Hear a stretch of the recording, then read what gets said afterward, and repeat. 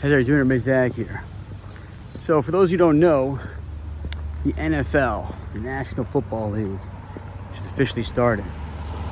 Thanks to so many fantasy football leagues, so many people have become expert GMs, general managers of football teams, but even more so, many of us have become expert meteorologists.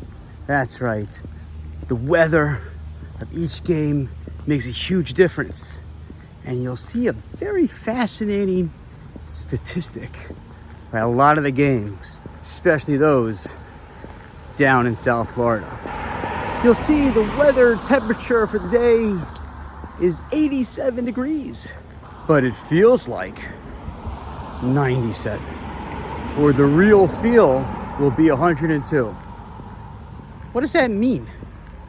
The temperature is 87, but it feels like 102? How do they determine what it feels like?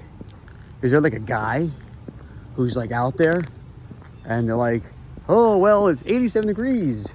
Hey, Bobby, what's it feel like down there? Hey, Jim. I know how in the world it says 87 degrees. Out here, it feels like it's 155. That's the feel like temperature for today. 155. So obviously, that's not how they do it. So it turns out, I'm not a scientist. Basically, there's like the temperature, and they measure it one way. But then when you take in other factors or variables, it changes how it's gonna feel to the human body. We have the wind chill in the winter. There's a certain amount of heat that's leaving your skin, and that warms your skin.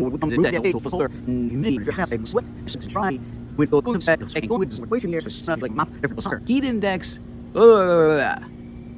Basically, there are so many other external variables that can play a role and impact what the real temperature is. So even though it looks like it should be 85 degrees on a beautiful sunny day in South Florida, 100% humidity, feels like 125 gazillion. Wait for it.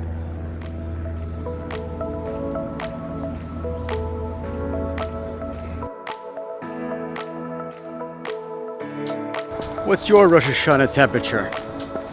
Is it hot? Is it cold? Are you ready?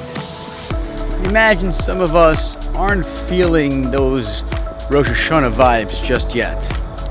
Our inner spiritual thermometer just isn't reading that Rosh Hashanah temperature right now. But you know what you could do? We could bring in outside variables, factors, that can impact our Rosh Hashanah feel. The Rosh Hashanah feel like temperature. Maybe set an alarm every day.